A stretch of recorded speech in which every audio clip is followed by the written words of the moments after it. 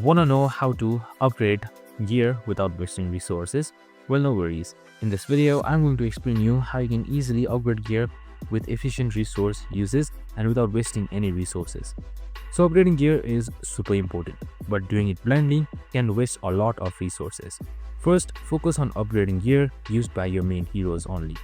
Avoid upgrading low tier or temporary equipment. Save your materials for better gear.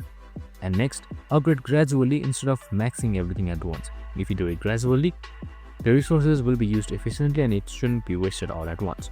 Check gear stats and bonuses before investing, so make sure you do it.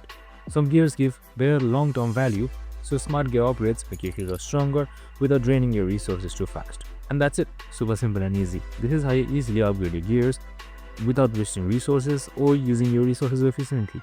I hope this video helped. If it did, make sure to like, subscribe and tune in with us for more of these videos. See you in the next one.